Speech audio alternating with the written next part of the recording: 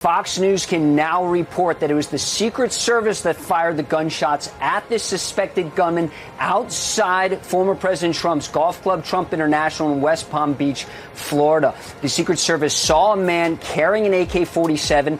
The man with the AK-47 did not open fire. It was the Secret Service that opened fire. The man dropped the rifle, took off running. We now understand, based on local reports, that suspect is now in custody. We are aware. Law enforcement checks also revealed that from 1997 to 2010, the subject had numerous felony charges for stolen goods. I can also share with you that he was the subject of a previously closed 2019 tip to the FBI where it was alleged he was a felon in possession of a firearm. Again?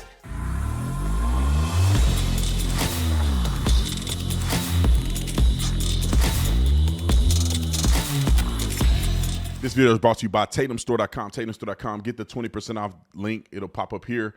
Link will also be in the description section. Like and subscribe to the channel. Hit that bell so you get notification anytime I go live and make a video. But most importantly, make sure you hit the like button, hit the like button, hit the like button. Let's get into this. There's so many things about this that is troubling. I don't even know where to start. This guy, like the left always talks about the fact that we need more laws or whatever. Like, this guy broke every law in the book. This guy was arrested at one point for weapons of mass destruction. He barricaded himself with a gun. Like, he got tax evasion. Like, I mean, this guy literally is like Joe Biden's son. He's literally got weapons violations. How did he get an AK-47? How was he already a part, which is breaking news right now? How was he on the FBI radar and he was able to do this? Literally, he almost got the president. Here's breaking news. Let it come from, I think it's the sheriff himself, wrote a clip. We're here today to give an update on the investigation in regards to the incident at Trump International. With me is the U.S. Attorney. I want you guys to understand this real quick, because I know it's very complicated, but it's quickly need to be expressed. Mar-a-Lago and Trump National are two different locations. I think people think they were going to Mar-a-Lago. Technically, the golf course is not at Mar-a-Lago. It's at another location where Trump has a golf course. And so the person was at that other location. Trump was rushed to Mar-a-Lago, which is where he lives. Okay. Or maybe he went to the clubhouse and then he went back to Mar-a-Lago. The FBI and the Secret Service. Just to give you a little information, as you well know, the road down there on Summit is still blocked off. It will be blocked off probably for the remainder of today and probably a good portion of tomorrow until some of the investigative things need to be done and finished. But we're accommodating people in and out, getting them to the library, getting them to the post office, so the public is not going to be that far inconvenienced. The security level at Mar-a-Lago is the highest it can possibly be now. The road closures are back in place and will remain there. The checkpoints are in place. And my commitment to the Secret Service is to give them every possible resource from PBSO. Once they determine the level of security that they need, they will get all the resources possible. So having said that, I'll let you talk to the U.S. Attorney. By way of his background. And this the most important, is this background part. We already know what he did.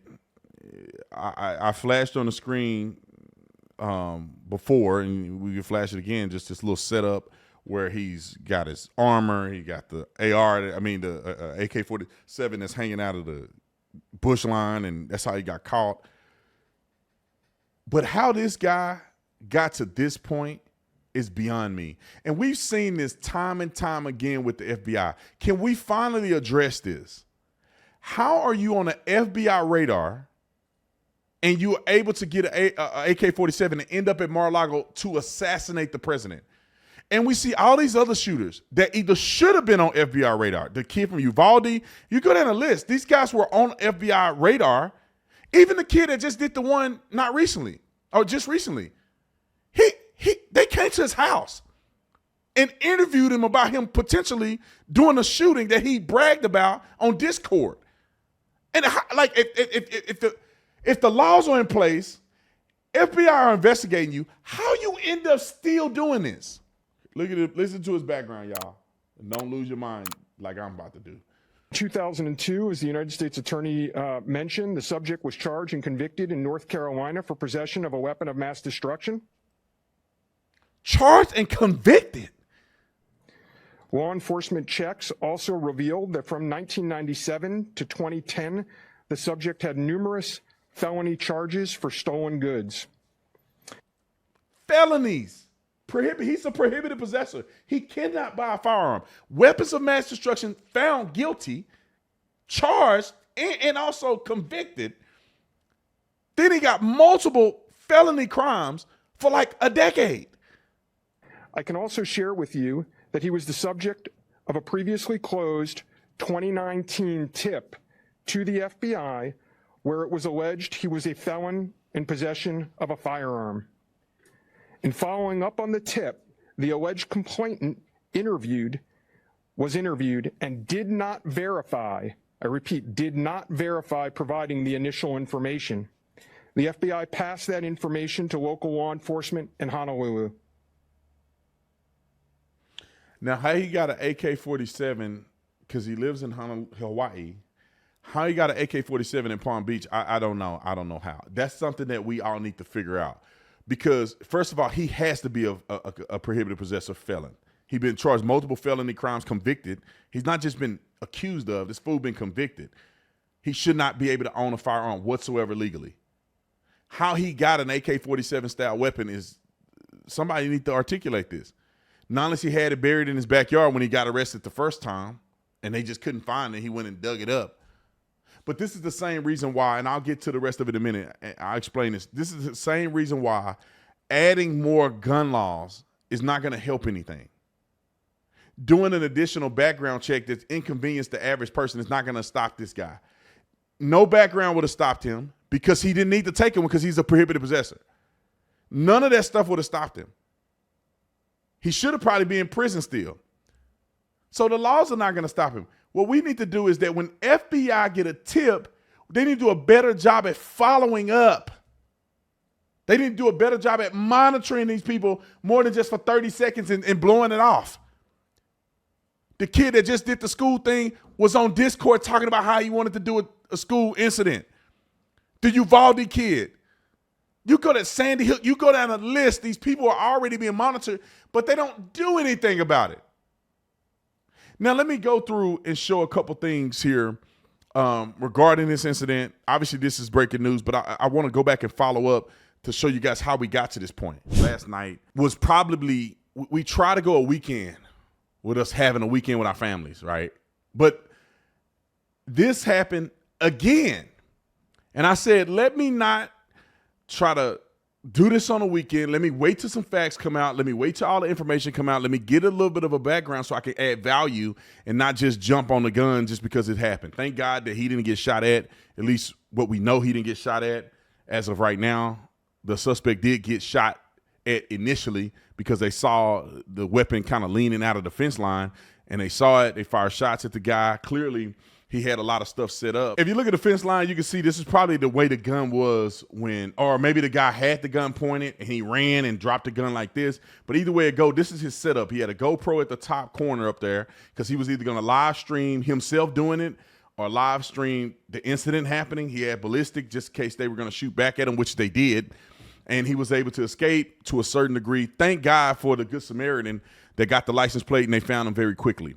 Let me just tell you this. I think that it's something going on here that's not random, right? Both assassination attempts, you had people trying to do it with confirmation and televised. Like the other shooter didn't kill himself, and neither did this guy. I think they want to go down in history with their name in the lights and get the notoriety. Just so happened he got sniped. That's how he lost his life on the roof. And then this guy almost got killed here. And they both want to be alive. They both have a vested interest to do in Trump, and they want it televised. It's almost like somebody's paying them, and they have to have confirmation that they did it, right? To live stream it is to have confirmation that you are the one that did this to Trump, and they want to get a video of it happening so they can spread it all over the world. It's almost like JFK. They have a video from every angle possible, watching him get popped in the head. So it's a coordinated effort. This is bigger than just a random happening. And if you listen to the media, and I'll give you a quick update because I can play the clip of the gentleman talking about it. I think he's the sheriff. And most of you guys have seen this already, but we don't have to play this all the way through. Y'all just know that I'm going to sum up what he said. And I'll keep it on here so you see it. But pretty much what he was saying was that they have a leap team, or you call it a bubble team, that when Donald Trump is being secured with Secret Service, especially when he's on a golf course at any event that he goes to, you have a team that go out before him and verify so that when he ends up at the place that he wants to be, a final destination, it's already checked. So him golfing at his own course, they got a couple holes that they go through before him, maybe 1 or 2 holes before him, check and verify. And this is when they noticed that this guy had a gun pointed through the fence line. And this is on the perimeter of the golf course. So he wasn't on the inside of the golf course. He was on a perimeter, a hole off from where Trump was at, which they estimate about 500 feet, 300 to 500 feet, 500 yards, I'm sorry, which is a long ways. Now, a lot of people are saying, well, man, that's an easy shot. I know they say that because the gun capability makes that 500-yard shot an easy shot, but you have to be pretty good to hit a target that's moving on a golf course from 300 to 500 yards. And you have to have your gun zeroed. You have to have good trigger discipline. You have to have a good base. And it's a lot of stuff you have to hit something at 500 yards. That's 5 football fields. And magnetism on an optic, and I hate when they say a scope, it's called an optic.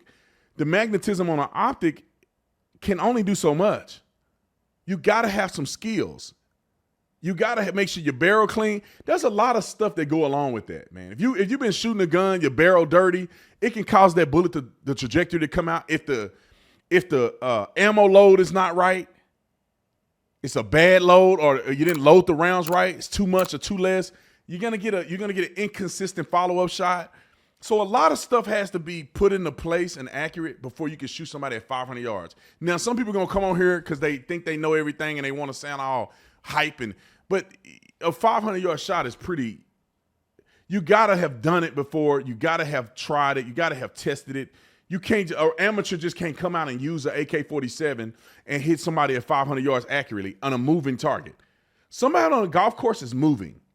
Unless you catch him in his swing when he's kind of loading up his swing, and you got to hit center mass. You're not going to be able to get a headshot from that far, more than likely, because all he had to do, like he did at the event, is move this way and you missed him. Anyway, I like that I got that out of the way. But the guy ended up having all that material. Clearly, he's an anti-Trumper. Some people say he was a supporter of Nikki Haley. And I don't think you have to be a Republican to be a supporter of Nikki Haley, because we saw during the midterms that a lot of people wanted to vote for Nikki Haley, so Trump didn't have a chance. And they were Democrats. They were going to vote for Biden in the general election. But this guy hated Trump. He got tweets everywhere and material online, which they've scraped a lot of it, where he's explicitly saying things negatively about Trump. Here's a couple of his ex posts. And this was from July 17th. You and Biden should visit the injured people in the hospital from Trump's rally and attend the funerals of the murdered firemen, which I don't even know what fireman was murdered that had anything to do with Trump. Trump will never do anything for them. Show the world that compassion and humility is all about. And then he put some number here, which I don't know what that is. He said something about Joe Biden. Your campaign should be calling someone like KADAF. Anyway, it says keep America democratic and free. Trump should be Massa, make America slaves again, master. So the guy was deranged. He suffered from Trump derangement syndrome, which I promise I almost put that on my life in about 15 years is going to be a legitimate diagnosis of derangement syndrome. They'll call it like political derangement syndrome or something like that, but it's actually Trump derangement syndrome. So this guy was a nut, all right? And if you don't think he's a nut, look at the way he looked. This is him looking normal, right? His other pictures he got blue hair and all this old crazy stuff. His son made a commentary, which we have the article right here. His son commented, I'm sure he called in to try to vindicate his dad, but his son alleged that the Trump assassin, his dad, claims that his father hated ex-president but is not a violent person. And the kid said, I don't like Trump either. Leftist, lunatic family, in my opinion. And he hated Trump. Now let's talk a little bit about I'm glad he's still alive. My wife said this at the breakfast table earlier, and I said, baby, I'm going to use this on my post. She said that Biden and them are clearly disingenuous. When they say, I'm glad he's okay, so you're glad Hitler is okay? You're glad the threat to democracy is okay? These people are insane to me. And it really comes down to the rhetoric. Their rhetoric is causing people to want to go out and be crazy and try to off the president. Barack Obama never had an assassination attempt that we know of. Bush never had it. Biden didn't have it. Obama didn't have it. Hillary Clinton, when she was running for office, didn't have it. Joe Biden didn't have it. Kamala Harris didn't have it. Donald Trump has had 2 of them already. And I could bet you there's more of them, but people got thwarted or they backed out of it. 2 of them. Whose rhetoric is what? And we're not going to talk about Scalia at the baseball game. He got shot. They shot up a charity baseball game. Then you had the guy go to Kavanaugh's house. He called the police on himself, which is bizarre. He came there with a gun and a briefcase ready to kill Brett Kavanaugh because of the rhetoric that the Democrats are pushing. You can't hear of an assassination attempt of a liberal Supreme Court justice, of a liberal president, congressman. They're trying to kill Republicans all the time, and it's because of their rhetoric. And people say their rhetoric ain't the problem. It's the Trump. All right, I got 2 clips for you. Let's roll it. This woman right here. Listen to what she said. I don't have to play the whole thing, but listen to what she said. You can't tell me that if what they're saying is actually true, which is not, why wouldn't you want to off this guy? Why wouldn't you want to get rid of him? Their rhetoric is far more hyperbolic and violent than the Republican rhetoric. Response to what Donald Trump is doing. It is outrageous. It's horrifying, but it's expected from a fascist authoritarian person who wants to create havoc in this country, who wants to take us to Nazi Germany. I can't even talk Nazi Germany. We exported racism, fascism to Nazi Germany. We exported it to South Africa, Jonathan. We know how to do it. We're good at it. And let's not pretend that Donald Trump isn't exactly like Mussolini, exactly like Hitler. Mussolini. He's exactly like Hitler. We exported, now her tongue is messed up. I don't know why she tongue twisted. We exported slavery and racism to these countries. How do we export something that we didn't even do here? How do we export raging anti-Semitism and murder of Jews, but we never did it? How do we export dictatorship and we've never had a dictator?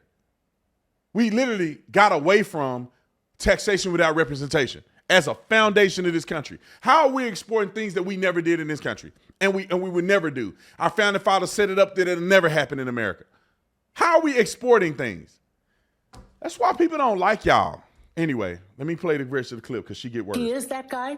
And I want to pick up where Tara was for just a second and say something to the American people. Mm-hmm. I live in a neighborhood, Jonathan. You and I both have white partners. Oh. Y'all both date white people. But the white man exported racism.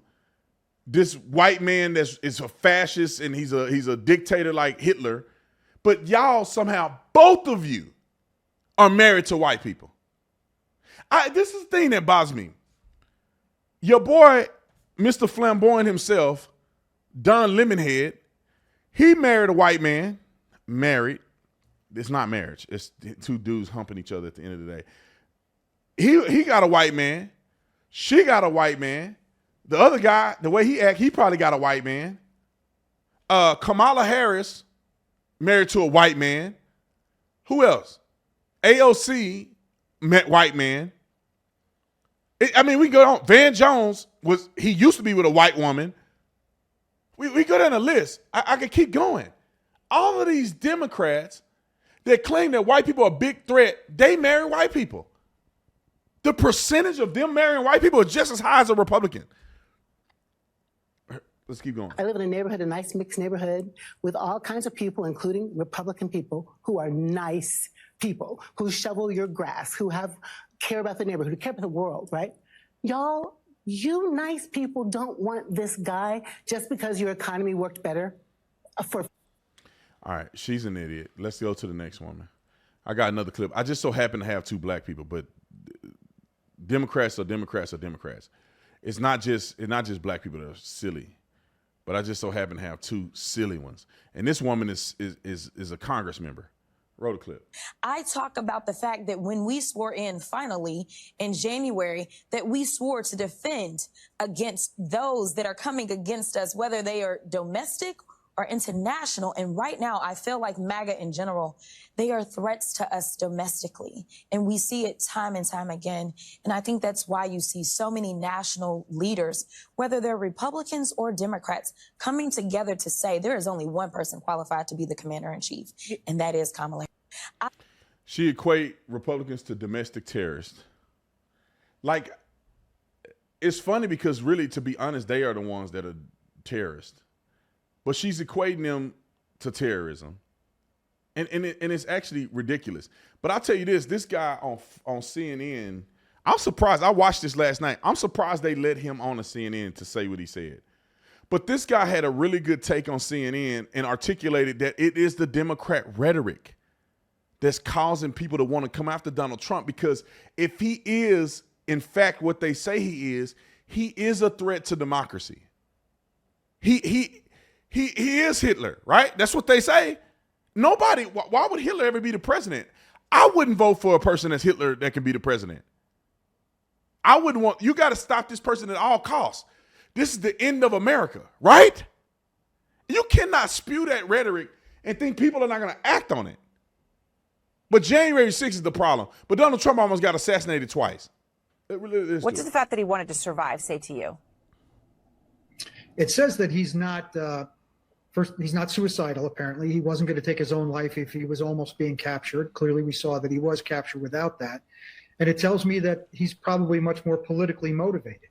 The last shooter in Pennsylvania, I don't want to say his name because I don't want to promote him in any way, but he was clearly a guy that was looking for the notoriety of taking that shot. I would think we're going to find that this guy's extremely politically motivated, and that he probably was spurred on by much of the political diatribes that are going on these days, talking about Trump, equating him to Hitler and things like that. So I don't think this is the last we'll see of crazies out there trying to do this. This gentleman goes on, we don't have a full clip, but the gentleman goes on, and I watched it last night, he go on to explain more and more, because she kind of asked him a follow-up question, which she was actually fair in her questioning of him. She followed up with a follow-up question, and he went on to expound upon the actual rhetoric that they're saying about Trump. They say they want to end political violence. They are creating political violence. It's only one-sided. They get in an interview, they get in a debate, and they completely lie about everything Trump is saying. They fact-check everything he say, and they leave Kamala Harris unscathed. It creates this image of Donald Trump being a lying, evil maniac, and they're fabricating this stuff. And I'm surprised CNN had this man on here. Shout out to this guy, whoever he is. I'm surprised CNN had him on there because he's telling the truth. And CNN is responsible. MSNBC is responsible because the rhetoric that they're pushing every single day, they got these radical people on claiming that the man is Hitler. Like, Hitler is one of the most dangerous, evil people to ever live. Stalin too, and Mao, but Hitler is one of them. He probably top 5 in the last, I don't know, several hundred years. I don't want to say the last 1,000. I think there's a lot of Roman emperors that was probably worse than Hitler. But you go down the list, I mean, he is one of the top most modern terrorists, I would argue, that killed and mutilated so many people, and a lot of it was anti-Semitism. But then you go with Mao, and you go with some of these other crazy lunatics killed millions of people. Communism had killed millions of people. And if you know the history and you're saying that Donald Trump is going to be that guy, he is literally Hitler. That was a clip somewhere, we don't have it, but that somebody said Trump is literally Hitler. You can't say that and think that it's all going to go away. But let me finish with this. My conspiracy theorist is that this is coordinated by somebody. Somebody's coordinating this, whether they're radicalizing these people or they're funding them or something. I think it's got to be some connection, because there is this idea, and I think it needs to be investigated, that how would the guy in Pennsylvania know where line of sight is at? How could he get drone coverage when Secret Service couldn't? How is it that the detail that Trump is on has very limited Secret Service? Some of these people weren't even real Secret Service agents. You have Democrat Congress people coming out right now and saying when the American people understand what actually happened at this Butler event, that they're going to be bewildered. A Democrat said that. So then you say, is this coordinated to where they leave loopholes and gaps to leave this would-be assassin to have a clear shot at Donald Trump? Would a regular person know that because Donald Trump is not the president, his coverage is different, right? They don't cover the entire entrance, exit, and exterior of the golf course because he's not the president. How would a would-be assassin know that? How would he know where to go, which tree line give him line of sight? How would he then know that Trump was actually on the golf course? Because allegedly Trump changed his plan several times. How would this guy know and be ahead of Trump on the hole? Have ballistic gear and all this stuff, GoPros, and how did he know that's a good shot? Like a lot of that it make you wonder, like, is there an inside person who's giving up information in Trump's campaign or on Trump's team that's giving up, or in the Secret Service that's giving up information that can lead to a person having a clear shot on Donald Trump? It don't have to be everybody coordinated. It can be one person that's like, hey, just so you know, there's gaps in the thing that we don't cover the exterior. You know, you get at hole 5. If you know he's on the golf course, you got 2 or 3 holes before Secret Service get to you for you to set up shop and be prepped. Because you don't want to go, I mean, maybe hole 4 and 5 are in a good area, but you don't want to start on hole 2, right? Because you're going to be found out and you don't have an opportunity to see how it plays out because you'll be found out hole 1, hole 2. You don't want to be on hole 16 because it's going to take too long. You got to sit there forever to wait for him to get to hole 16. So right around hole 5, the leap team is probably 1 hole in front of Trump. So therefore, you don't have to wait too long. You don't get fatigued. You can line up, get clear line of sight. And you got one team that if they miss you, Trump is a sitting duck. This stuff could be coordinated. I'm not saying it is, but this is something that needs to be investigated. Because it's mysterious to me how Hillary Clinton never had anybody come after her. Joe Biden never had anybody come after him. Obama never had anybody come after him. Harris never had anybody come after her. And the Republicans and MAGA are supposed to be the most deranged threat to democracy on planet Earth's ever history. But nobody's ever been radical enough to do what they're doing to us. Now, we know what the truth is. They're radical. They're the lunatics. We're not. Anyway, let me get off this thing. When more information come out, I'll let you know. It is a rhetoric thing to me. And we shall see if it come to pass and it's evident through a real investigation. I'll see you on the next one. I'm out.